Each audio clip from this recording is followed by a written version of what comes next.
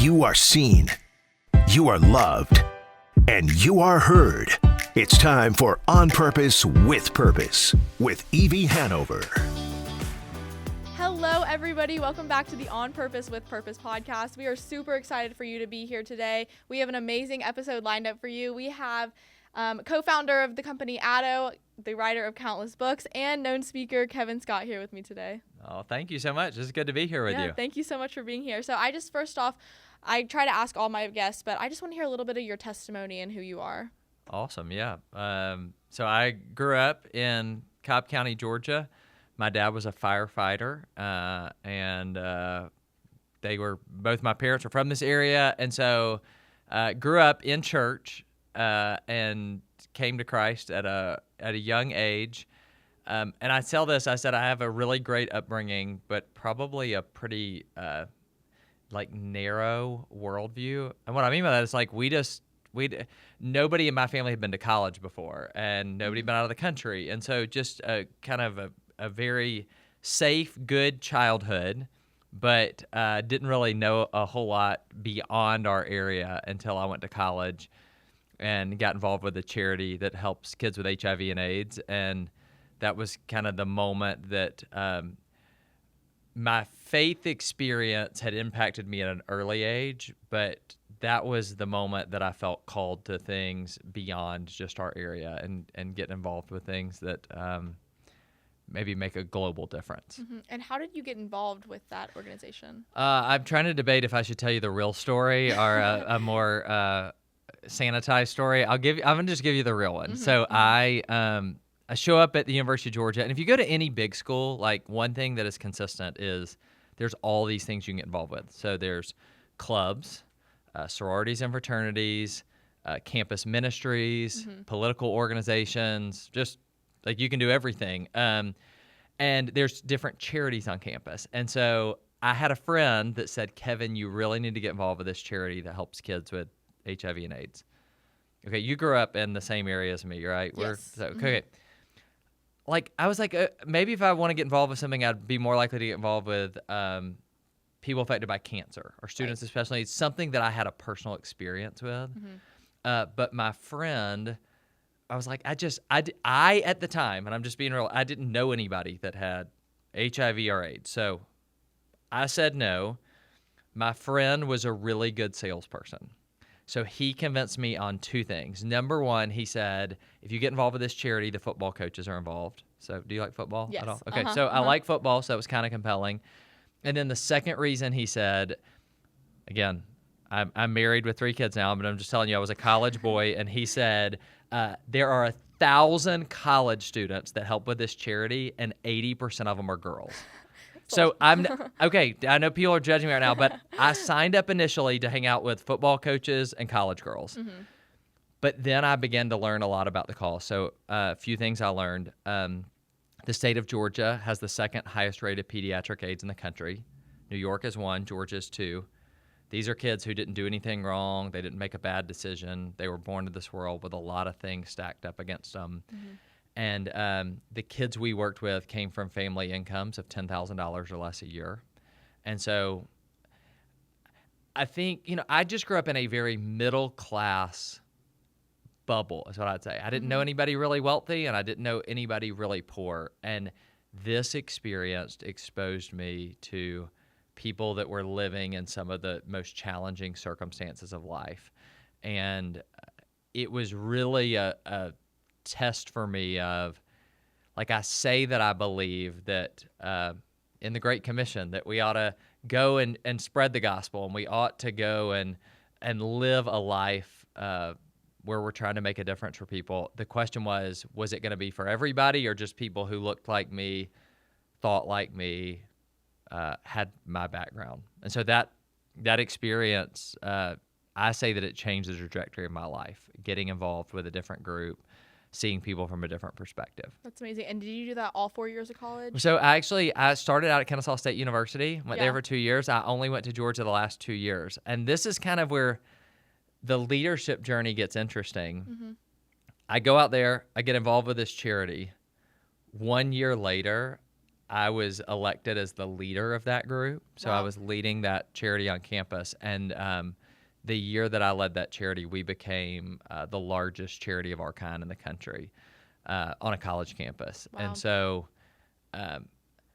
I got to apply some things that I thought I had learned, but really got to lead people for the first time. Wow. And I know like now in your life, you are big on leadership and you've written multiple books Yeah. on it and everything. I like that. I'm going to start telling people I'm big on leadership. Yeah, I think yeah. that's.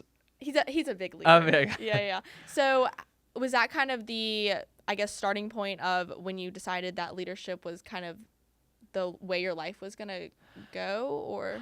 I think so. So let me tell you where I first started to view myself as a leader, and then how I applied it in that instance. So let's go back to high school. You were probably really good in high school, like a model student. I tried. Were you? Okay, that was good. So I hope my kids like that. I was not as much that. I was like, I didn't do the bad things, but I just I was looking for excuses to get out of classes, not do the work. And one time, my senior year, did y'all do like homecoming parades or anything? Have you ever done this? No, I went to such a small school that we really just started a football team. So Okay, that's good though. yeah. So okay, you started.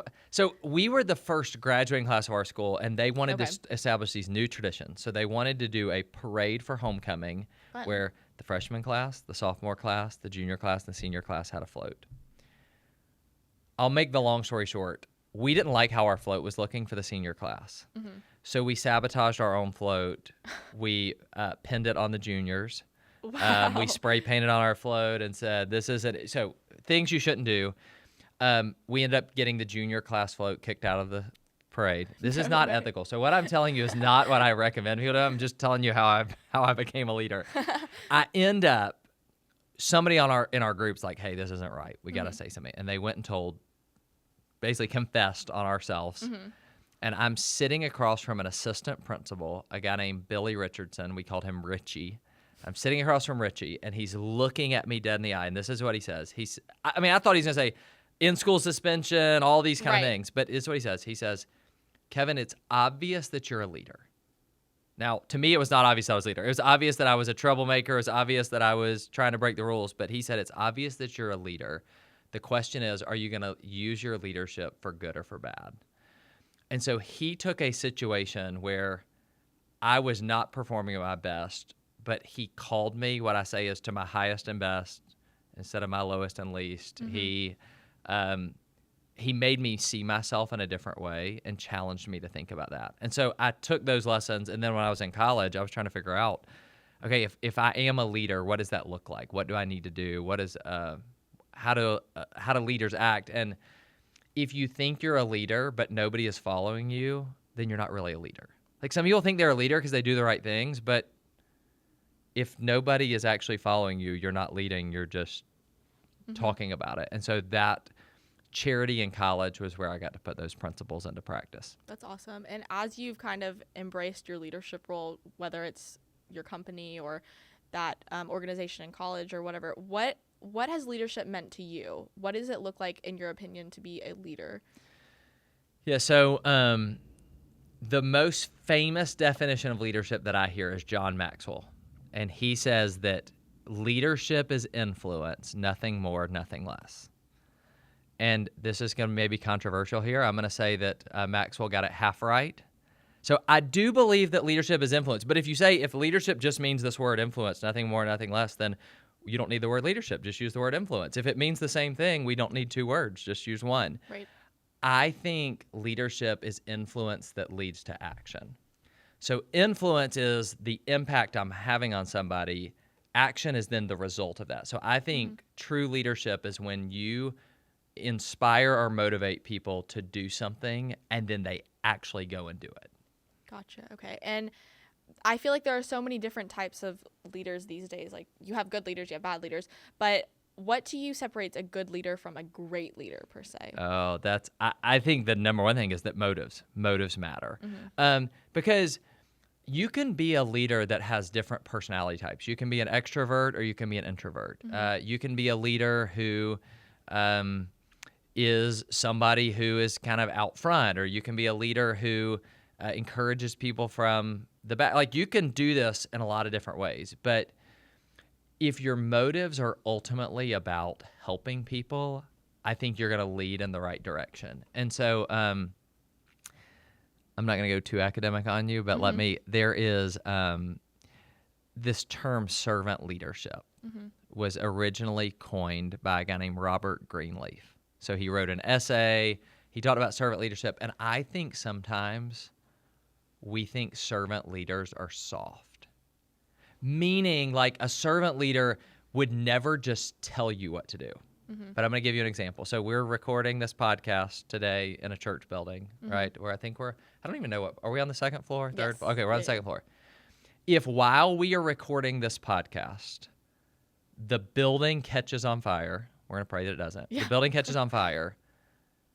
How would a servant leader get us out of this building? See, a lot of people think servant leadership is, I'm just going to tell you, like, this is going to be better. A servant leader would actually force us to get out of this building, because if they cared about us and what's best, they're going to make us do something that's in our best interest.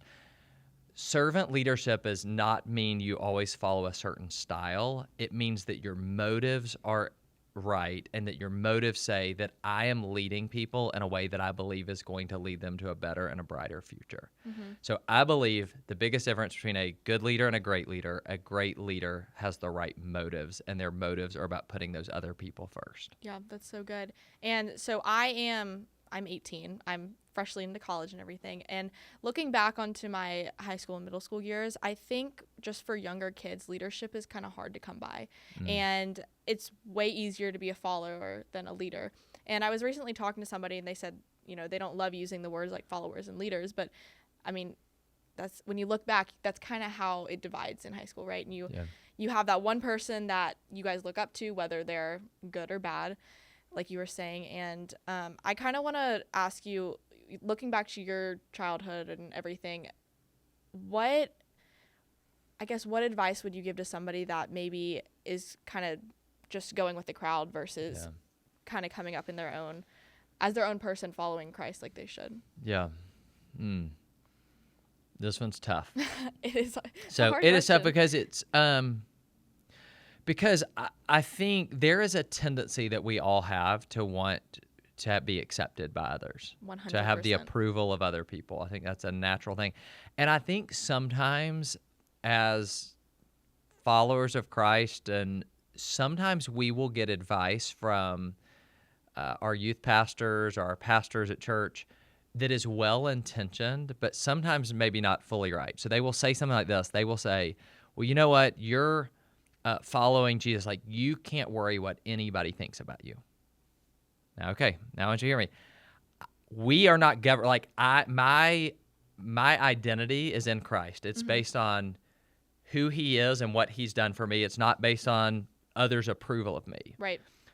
But if I'm going to be a leader, at some point, like what we said, if nobody's following you, you're just taking a walk. Like, you're not actually leading anything. And so I think we have to balance when are times that the approval of others is leading us in the wrong direction, and we've got to be willing to take a stand and say, I'm not going to do those things. I'm not going to go to those places because that's not what God's called me to do. And times when I need to say that I'm going to do what God's called me to do, and to do that, I need to influence others. And to influence others, I'm going to have to get their approval. Does that make sense? Like, yes. I think sometimes we go to one end or the other. We say, I've got to be all about what other people think, all about acceptance or approval, or I've got to never care what anybody thinks. I'm just following what God's told me to do. And then I don't have any friends that I'm not influencing anybody who doesn't already believe what I believe. Right. And I think we've got to be able to say we are very clearly following Jesus, and then in following Him, we are being intentional about cultivating relationships with others. There's this verse in Scripture where we don't know a lot about Jesus between the time He was 12 and when He was 30. And there's like this one verse that says Jesus grew in wisdom and stature and favor with men and favor with God. Like, so wisdom, that means He got smarter. Yes. So that's something we ought to be doing. So wisdom, stature, like he got physically bigger, like he grew. Like Right. that's what happens when we're in that age. But it says interesting that he grew in favor with men. So Jesus was likable to some extent. He leveraged his influence in that period, and I think that's a call for young Christians to be able to lead in that way. That's so good. And I'm not perfect at this by any means, but I try to read my Bible every night, right? That's kind of like a goal for myself. Just really one chapter, but dedicating my time to reading and being with God. And I can remember probably about a year ago, I started the book of Galatians, and the verse Galatians 1:10 came up. And I had never read this verse, never heard of it. And it said, am I seeking the approval of man or the approval of God? Am I people pleasing? And if I was people pleasing, would I be a servant of Christ? And I was kind of like, wow, why is this not more talked about? Yeah. Because I know from my own experience, like I want to be liked. I want people to like me. But at the same time, I wasn't willing to, I don't know if you'd say compromise my standards or morals or whatever. I was never someone that went out and partied or anything, and there weren't like a ton in my high school, but you know, like after homecoming and prom, like there definitely was stuff. I was just not into that. So to that extent, like I didn't compromise there, but I mean, definitely I wanted to be liked, right? I still to an extent do care about what people think of me. So Yeah. thank you for saying that. Like it's important. Well, let's go back. You asked about something related to leadership, and then here, and I use this term about leadership that you said, what separates a good leader from a great leader? That motives matter.